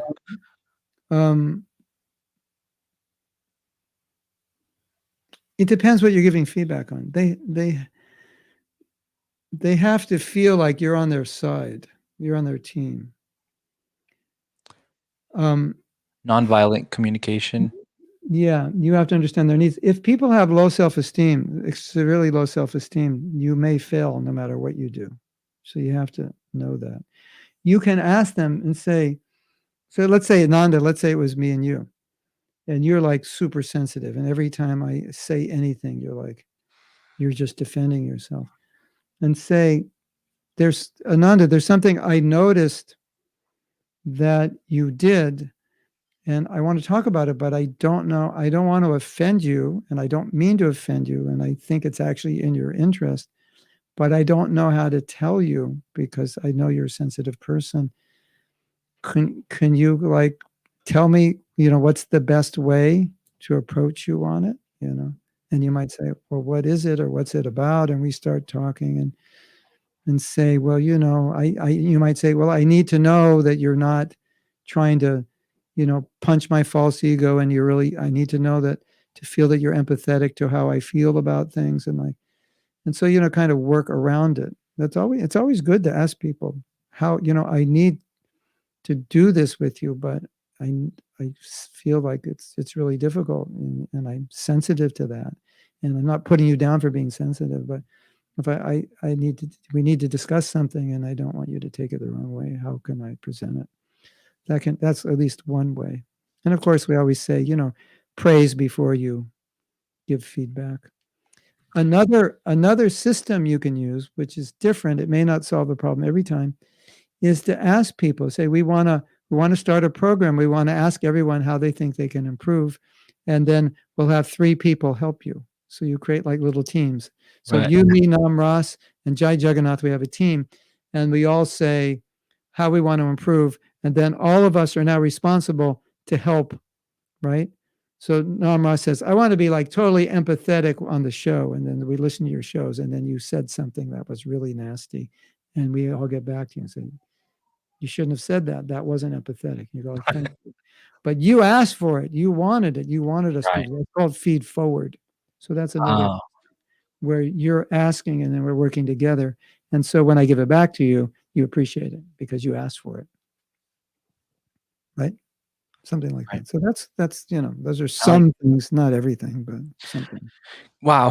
Thank you, Mahatma Prabhu. I really appreciate it. This was a fascinating, fascinating conversation. And I I also want to apologize for the informality from my side speaking with you. I should be sitting at your feet Oh, while you no, speak, no, no. and thank you so much for doing this. I think a lot of devotees got a lot out of it.